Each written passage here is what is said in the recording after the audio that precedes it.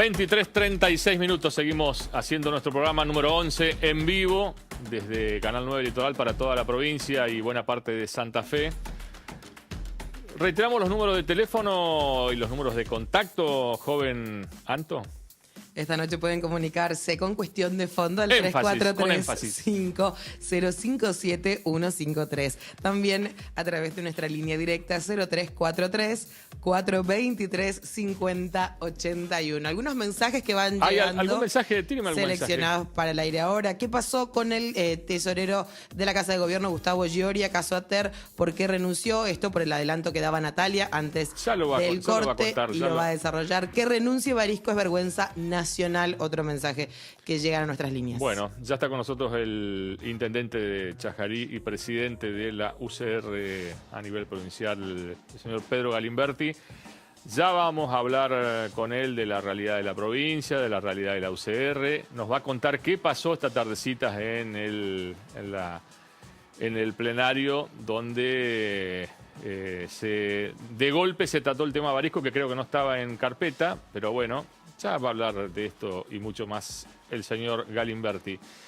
A ver la tapa de la revista Análisis que sale mañana. La Cueva, dice, la bajada del intendente Sergio Barisco viene negando sistemáticamente que nunca existió pacto alguno con Daniel Tavicelis y por ende jamás se le permitió que ubicara contratados en la estructura municipal a partir de diciembre de 2015. Un relevamiento del padrón realizado por Análisis permitió determinar que Barisco no se ajusta a la verdad. De más de 400 empleados de la Unidad Municipal 2, cerca de 80 responden a Celis y un alto número de operarios fue nombrado a partir de enero de 2016, o sea, con Barisco ya sentado, para trabajar en cercanía a los hombres del jefe narco. También una nota de Juancito Bubilowski sobre la realidad del concejal de Paraná. Reportaje a Carlos Chara Díaz. No tenemos justicia independiente, ni siquiera algo que pueda llamarse justicia, dijo el ex vocal. Natalia, nos metemos en la causa Ater. Bueno, la mega estafa al estado de Entre Ríos se calcula en unos 46 millones de pesos. La estafa son cientos, miles de operaciones de maniobras de simulación de compensaciones. ¿Qué son las compensaciones? Hay que remitirse al Código Fiscal de Entre Ríos, que prevé que un oferente del Estado puede compensar sus impuestos para simplificar un poco, es decir, una empresa que le vende gasas a un hospital, que le entrega gasas a los hospitales de la provincia, puede compensar su impuesto inmobiliario por esa entrega que hace la provincia. Además, ese crédito que tiene esa empresa oferente del Estado provincial, proveedora del Estado provincial, puede ser cedido a un contribuyente. Bueno, esto es lo que pasó, digamos, se cedieron muchos créditos líquidos y exigibles a la provincia a contribuyentes que no eran proveedores del Estado y se hicieron simulaciones de estas sesiones de créditos. Los créditos no existían y la cesión tampoco existía, se simuló a través del sistema informático de la Ater. Bueno, así sucedió durante muchísimo tiempo hasta que se descubrió en 2014, fue una empleada de la unidad de Victoria que descubrió el tema, hizo una auditoría ella y se dio cuenta de que una empresa venía compensando, venía con mucha deuda y de momento desaparecía esa deuda. El tema es que el dinero que se compensaba no ingresaba por las cajas de la Ater. Se entregaba en estudios contables, en algún despacho de Paraná, en casas particulares y se entregaba por el 100% de la deuda. Entregaban en efectivo un 70% y desaparecía la deuda del sistema informático. Esto es lo que sucedió. Bueno, la causa es inmensa, se indagó a más de 300 personas y en diciembre pasado se procesó a 128. Quien denunció todo esto fue Marcelo Casareto, que era ex titular de Ater, y denunció en 2014, primero se toma un periodo de la investigación hasta 2012, el primer periodo, la primera denuncia, y se fue para atrás. Se dividió en 3 periodos la denuncia hasta 2004. Es que se circunscribió la investigación judicial. Si se siguiera investigando para atrás, tal vez puede encontrarse más, pero los delitos estarían prescriptos. Claro. Muchísimas de las personas acordaron probation. Hubo compensaciones por montos muy pequeños, pero hubo compensaciones por montos muy importantes. Y el tema es el dinero, ¿dónde quedó? Después la provincia recupera un poco y con las probation también se recupera, pero hay muchísimo dinero que no sabemos a los bolsillos de quién fue a parar. Hablaste con Marcelo Casareto. Hablamos con que Marcelo. Volvió de Rusia. Hablamos con Marcelo Casareto, volvió de Rusia y mostró fotos de Rusia, pero él nos cuenta cómo descubre todo el caso y cómo cometían esta maniobra, así que lo vamos a escuchar. A ver.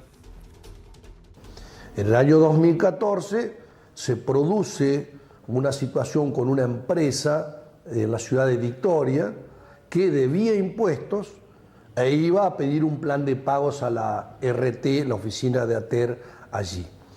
Y después no va más y el personal ve que esa deuda aparece en cero. Entonces, ¿cómo? Si debía y iba a pagar en cuotas, resulta que después aparecía que no debía nada en el sistema. Dice, no, lo que pasa es que hicimos una compensación de deudas en Paraná. Y era una empresa de insumos agrícolas y demás que no era proveedor del Estado. Entonces, a partir de ahí consultan si había un trámite de compensación de deudas de esta que te relataba recién y se empieza a desilvanar toda la madeja. El otro día llega a mi conocimiento, nos reunimos todos los directores del área y vimos de que era una operación irregular. Entonces, llegamos a esa conclusión y dijimos, pero ¿no habrá otras operaciones de carácter similar? O sea, que estaban cargadas sin resolución ministerial aprobatoria o sin expediente. Y entonces rápidamente nos pusimos a mirar y nos encontramos con que solamente en el periodo reciente de los últimos 2 años había 350 empresas con procedimientos irregulares similar. Así que los empleados que habían actuado en este sentido fueron exonerados a partir del sumario. Después, en lo que hace a las empresas, a todas las intimamos para que paguen su deuda. O sea que pagaron toda su deuda, en efectivo o en cuotas, pero pagaron y el Estado consiguió recuperar lo que era el dinero del fraude. ¿Se recuperó la totalidad? Se recuperó la totalidad.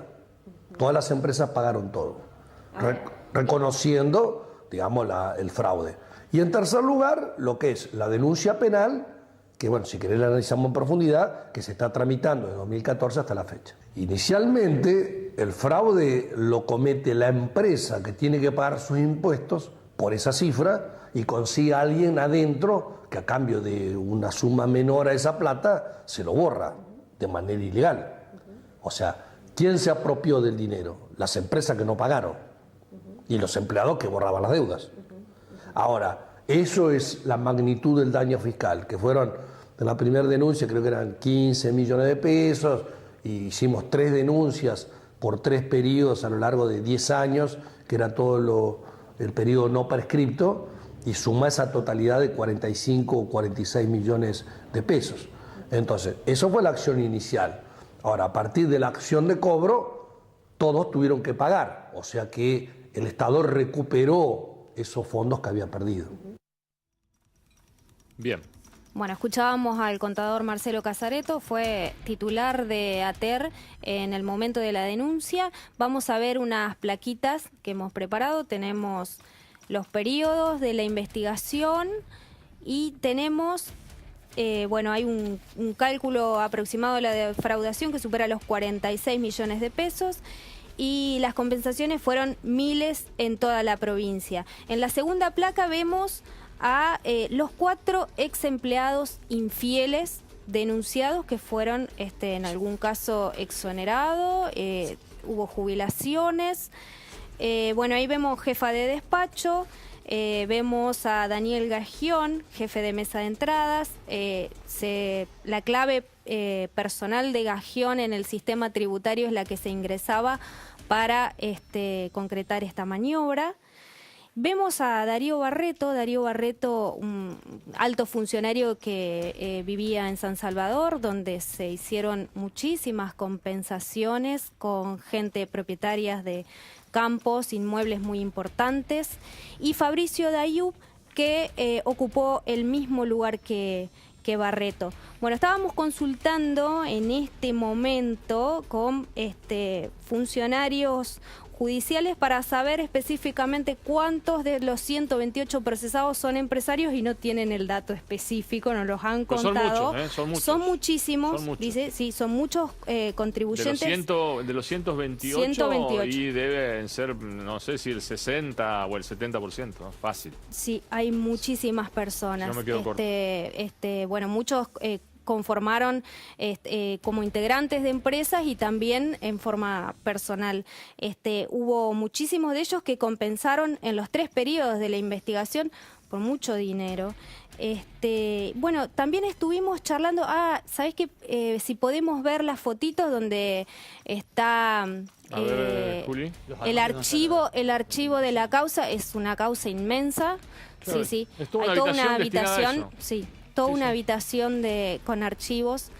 Es una causa muy compleja y que ha llevado muchísimo tiempo estudiarla. De hecho, la jueza de instrucción Marina Barbayelata durante mucho tiempo solicitó la dedicación exclusiva en la causa y la terminó consiguiendo el año pasado. No sé si se me pasó, Nati. ¿Hay fecha de inicio del juicio? Quizás ya lo dijiste. No hay fecha de inicio del juicio. Va a ser un juicio muy largo.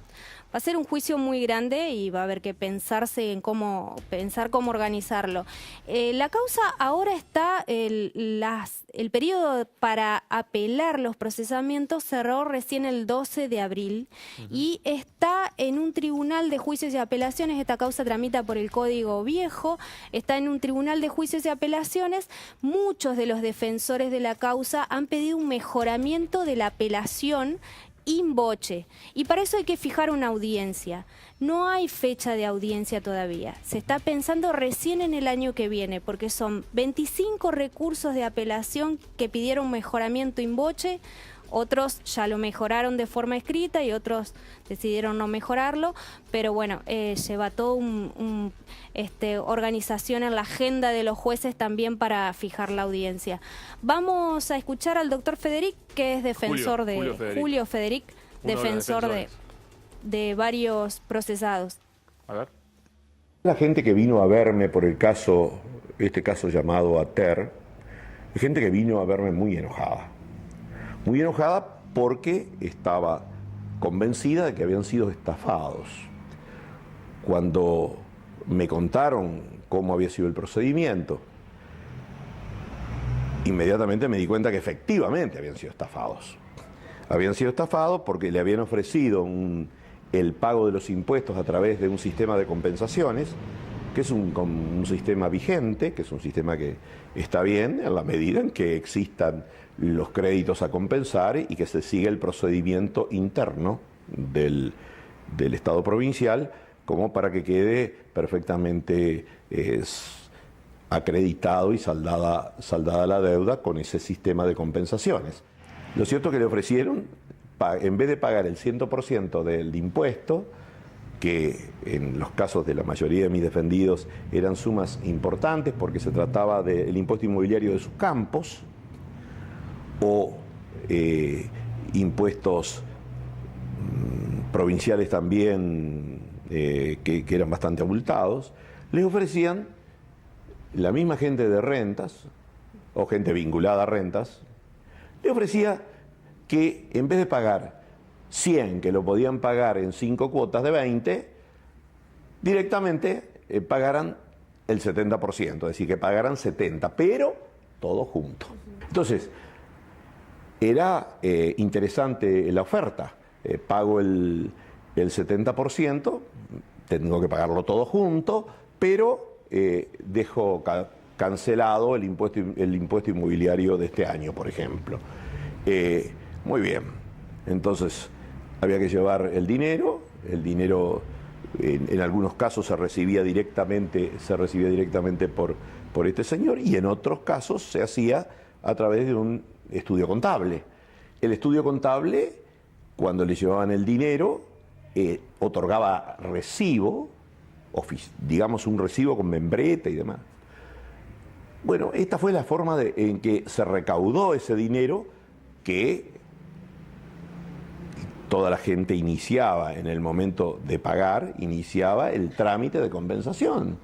Pero aquí que el trámite de compensación no se hacía y tampoco se ingresaba el dinero que la gente pagaba efectivamente, a la provincia de Entre Ríos.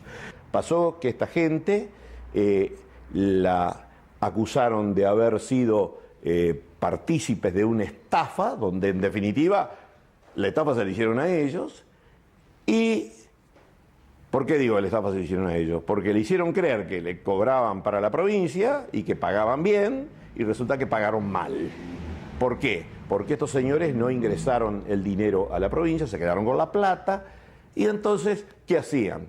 Y simulaban que en los registros de la provincia, es decir, otra cosa que se puede hacer únicamente desde e internamente en rentas, habían pagado su dinero, habían pagado sus impuestos. Pero aquí que eso era totalmente falso. Entonces, le emitían a los contribuyentes documentación falsa. ¿De dónde? Desde rentas. Hasta que en un momento se advirtió eso y se hizo una denuncia. Pero de la investigación ha surgido que antes de esa denuncia que se hizo, antes de esa denuncia ya se había detectado faltantes y estas formas irregulares. Ya habían sido detectadas. Habían sido detectados por los propios auditores de rentas. Sin embargo, cuando estos auditores de renta los señalaron, están los testimonios en el juzgado, les tomó la jueza, cuando señalaron, les cambiaron el destino, los mandaron a realizar trabajos en el interior y demás.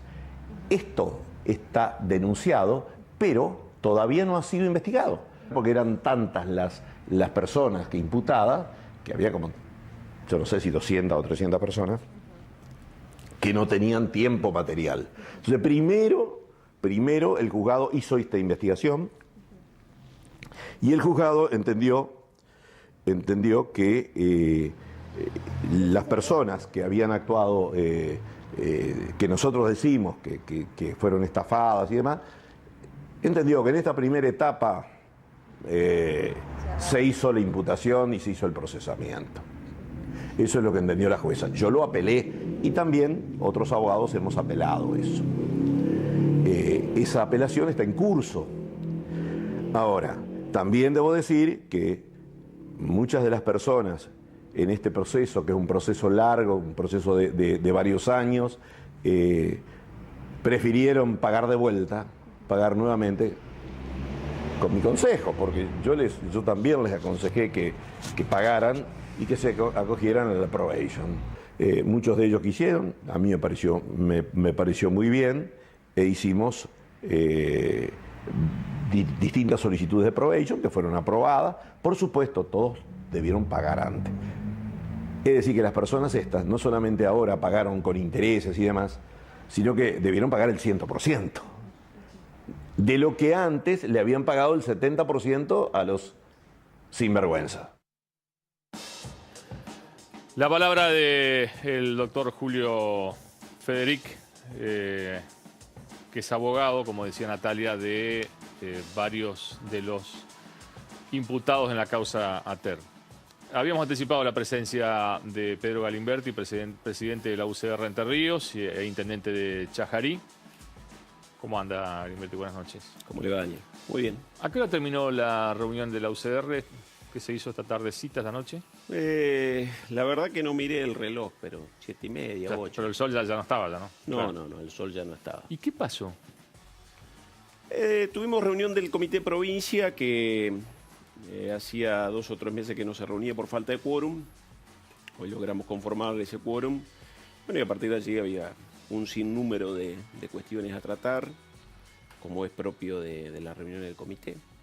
Y bueno, se fueron tratando varias de ellas, entre otras una importante que es la de establecer ya el cronograma electoral, que fue aprobado por unanimidad en la sesión de hoy del comité, que va a establecer una fecha para el día 28 de octubre de este año, que vamos a estar eligiendo autoridades partidarias, que es nuestra manera cada 2 años de renovar los que son quienes nos representan en el partido. ¿En el temario estaba el caso Barisco? No. ¿Y llegó Barisco? Nosotros con Barisco hablamos antes de comenzar la reunión del comité. Que cuando usted me dice conversamos antes, o sea, sí, estaba ahí presente. El mes pasado quería venir, por diferentes circunstancias no se había producido la reunión y hoy, antes de comenzar la reunión de comité... Él ya estaba ahí. No, yo estaba, él llegó y bueno, nos pidió para charlar, habrá estado 10-15 minutos, se fue y luego comenzó la reunión de comité como estaba prevista. Ajá. Y O sea, Barisco no expuso delante de todos ustedes. Sí, expuso delante de quienes estábamos, de varios afiliados, pero que inclusive había más gente que no integraba inclusive el comité, ¿no? ¿Y qué dijo? Bueno, un relato vinculado a... Yo ya lo había escuchado, porque en algún momento lo habíamos charlado también con los intendentes, y donde él manifiesta básicamente que, confía plenamente en su inocencia y que va a tratar de demostrarlo y que se va a defender con todas las armas que estén a su alcance. Le insisto, o sea, no estaba en el temario tratar el caso Barisco, pero y se trató, digamos, si hubo una moción... Sobre el final hubo una petición de alguno de los integrantes del comité. ¿Quién hizo esa petición? ¿Recuerda? Sí, Ricardo Labarba. ¿Ricardo? Labarba. Ajá. Y bueno, a partir de allí se empezó a tratar. Lo que sucede es que había quórum en ese momento y al momento de la votación no había. O sea, ¿qué es lo ¿qué era lo que pedía? ¿Rechazar la decisión del Comité Nacional de suspender la afiliación de hubo Barisco? diferentes alternativas. En definitiva, lo que por allí se terminó diciendo, bueno, hacer alguna nota al Comité Nacional manifestándole algunas cuestiones vinculadas a que la defensa en juicio era necesaria, a que había algunas cuestiones que eran de competencia del Comité Provincia. En definitiva, cuestiones formales. Ajá. Usted me dice, no se trató porque no hubo quórum. Ese quórum se... No se votó porque no hubo quórum. Ajá. Esa falta de quórum es porque se levantaron... Hubo algunos que se levantaron y se fueron. Tengo entendido que 6 puede ser que se han levantado. Se fueron. O sea, sí. Se levantaron molestos por haber puesto, digamos, allí sobre tablas. No he hablado con ellos. Puede ser una de las consideraciones. Ajá.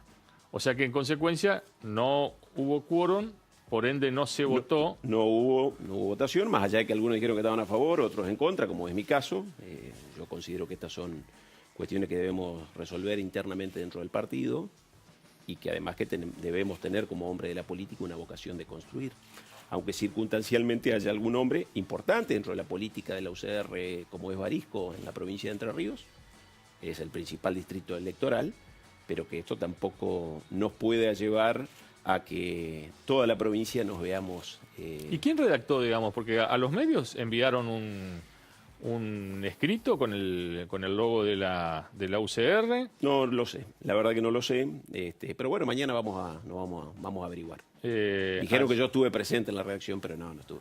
Ahí dice específicamente, espere que lo voy a leer. Pero me estás preguntando y ya lo tenía. No, sí, lo tengo, si está publicado en Análisis Digital desde hoy. Visto, dice la resolución de fecha 22 de junio del 2018, donde en forma exclusiva el presidente del Comité Nacional de la UCR, Ramón Cornejo, y secretario José Cano disponen suspender preventivamente la afiliación del señor Sergio Fausto Barisco y Pablo Hernández por cuestiones propias del debido proceso de la legislación en la materia, sumado al principio constitucional de defensa en juicio. El Comité Provincial de la UCR, Distrito de Entre Ríos, resuelve notificar al Comité Nacional de la UCR a efecto de que se abstenga de suspender y o sancionar a afiliado alguno de la UCR Distrito de Entre Ríos, conforme lo establece la Carta Orgánica. Corresponde la jurisdicción y competencia a las instituciones federales del partido. En el caso concreto, el derecho a sancionar le compete a la Unión Cívica Radical Distrito de Entre Ríos. Se ve que el que redactó no encontraba ni la coma ni los puntos, digamos, pero bueno. Esto no se trató. O sea, no se votó. De hecho, inclusive no tiene la firma ni del presidente ni del secretario. Una muestra clara. El tema es, la pregunta es, a mí me llamaron algunos funcionarios municipales, altos funcionarios, para decirme, sí, esto se votó, se rechazó por mayoría, digamos. Yo no sé por qué mienten. ¿Para qué mienten? Porque ya gente grande, ya digamos, ¿no? Que llamen y engañen así. La cuestión es muy clara, no había el quórum. Nuestra carta orgánica es muy elocuente al respecto. ¿Y a usted cómo le cayó esta decisión del Comité Nacional? Yo soy una persona que creo que la construcción política es colectiva, por eso decía, me parece que más allá de algunos cimbronazos que a veces se van dando con alguien en especial, en este caso hablamos de Barisco, hablamos de Hernández, como afiliado, lo que uno cree, entiende y además percibe que lo que necesitamos desde Entre Ríos es una construcción más amplia y evidentemente estas cosas atentan contra ello. Esta es una causa que se debe dirimir en la justicia. Creo que el otro día en alguna entrevista que tuvimos por una radio, yo lo decía, es absolutamente claro que la que tiene que llevar la investigación lo más rápido posible, porque además es lo que corresponde en un Estado de Derecho, donde hay una división de poderes, es el Poder Judicial en este caso federal, que es el que está llevando adelante la investigación, y que sea lo más rápido posible. Porque estamos hablando evidentemente de una temática sumamente importante, con una trascendencia social muy fuerte, política para nosotros como Unión Cívica Radical y como Frente Cambiemos también, y que la verdad es que esperamos que a la brevedad se pueda resolver. Pedro, usted es intendente. Sí. ¿Le hubiera sugerido a Barisco que se tome una licencia? Yo en todo lo que tiene que ver con los cargos partidarios, no me cabe duda de que hubiese sido aconsejable. A veces en los casos de los intendentes, que es una cuestión unipersonal, sumado a algunos conflictos de tipo institucional que puedan existir en la ciudad de Paraná, hay que reverlo, digamos. En definitiva, es una decisión de Barisco y él ha tomado y lo ha dicho claramente que no iba a renunciar, ¿no? ¿Usted es consciente, digamos, de que ha afectado esto, digamos, a la estructura de Cambiemos provincial y, obviamente, de Paraná, ¿no? Y absolutamente. El octubre del año pasado ganamos unas elecciones generales por más de 124.000 votos, 15 puntos de diferencia dentro del padrón, una elección histórica que nos catapultaba hacia el 2019 con, no vamos a decir un camino allanado, porque esto nunca se sabe en política, pero que nos daba, un espaldarazo importante. La última elección general que se había ganado había sido en el 2009, y evidentemente esto nos pone en un lodazal en el cual nos va a costar salir, tendremos que trabajar, ¿no? Antes de que usted llegara, estuvo aquí con nosotros la ministra de Gobierno, la doctora Rosario Romero, ¿no? Y entre otros temas hablamos de la reforma electoral, ¿no? Y en un punto específico conversamos sobre el tema del desdoblamiento, ¿no? de las elecciones. Y incluso tiramos alguna tentativa, digamos así, en marzo o abril la interna, en mayo las elecciones en la provincia y en octubre las nacionales, digamos, ¿no? ¿Usted cómo está posicionado respecto de esto? La verdad es que nosotros tenemos una posición en principio que creemos que no hay que someter a la ciudadanía a un montón de elecciones durante el curso de un año.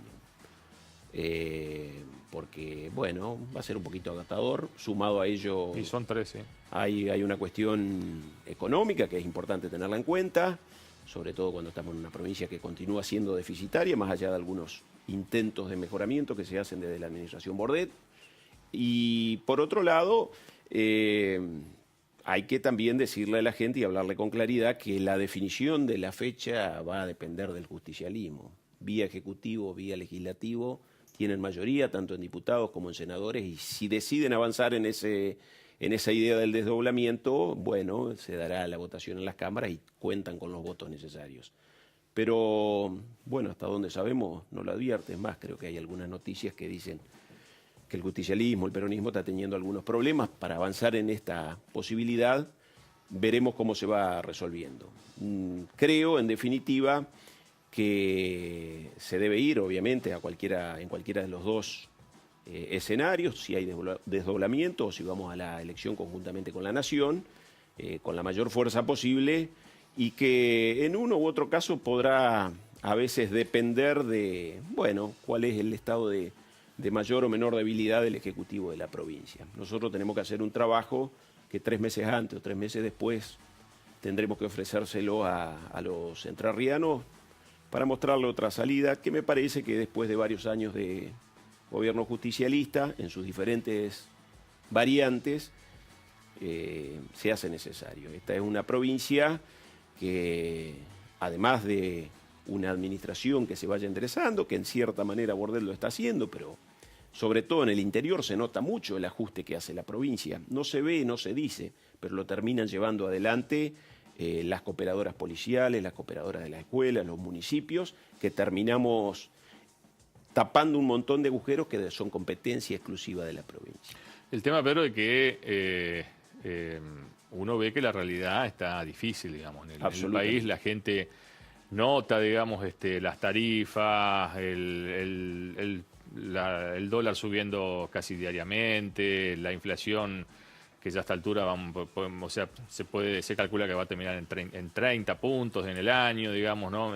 Cómo se devalúa el salario, digamos, o sea, uno nota que la gente le está reclamando, digamos, a Cambiemos, al presidente Macri, soluciones urgentes, digamos, ¿no? Porque no es como que uno nota que la gente ha sido paciente, digamos, ¿no? Sí, lo que sucede es que desaguisados de varios años no es fácil resolverlo en 2 años. Creo que lo que por allí ha pasado este último tiempo, más allá de las cuestiones económicas que han influido, algunas que vienen de afuera y otras seguramente originadas en algunos defectos de la administración, han originado en principio lo que es esta corrida cambiaria que genera volatilidad, y el dólar en nuestro país es un elemento de cambio que muchos no lo tienen, pero viven pensando de qué se trata y a cuánto está. Hoy escuché una buena definición de a qué precio va a estar el dólar. Y lo escuchaba al economista Granados y decía, bueno, si usted quiere saber cuál es el precio que está el dólar, tiene que pararse en cualquier pueblo de frontera para ver. Si los uruguayos y los paraguayos y los brasileños pasan a comprarnos a nosotros, es porque... Es una buena definición. Sí. Es una buena definición y realmente es así. Y esto se advierte en las zonas de frontera, que este intercambio donde los argentinos se estaban yendo ha frenado. Claro, esto puede los dar... supermercados de nuevo están llenos, los que están en la proximidad de Uruguay, digamos, ¿no? Exactamente, y muchos están pasando inclusive a nuestra ciudad. Esto puede mostrar, digamos, que ya no solo depende de nosotros, sino también de los que están viviendo al lado, cuáles son las cuestiones y los valores de nuestras monedas que están cercanas. Y después, por supuesto, bueno, la economía tiene sus inconvenientes y va a haber que trabajar mucho y estar muy atentos. Esto nos pasa desde lo que tenemos función ejecutiva y que estamos continuamente charlando con los gremios, más allá de las cuestiones paritarias. Recuerdo alguna charla que tenía cuando lo hacíamos con la apertura de la paritaria con los gremios, yo le decía, el mayor problema que tenemos por resolver en la gestión es la inflación. Las otras cuestiones van y vienen, pero la inflación para nosotros es muy importante porque termina generando un montón de cimbronazos que el lugar donde más repercuten es el salario del trabajador. Bien, Pedro Galimberti, gracias por la presencia en nuestro programa. En algunos instantes, mejor dicho, después de la pausa, nos vamos a meter en lo que declaró el concejal Emanuel Gainza en detalle, en lo que declaró ayer ante el juez federal de Paraná, el doctor Leandro Ríos. Pero todo esto después de la pausa publicitaria. Nuestro segundo corte, ya volvemos.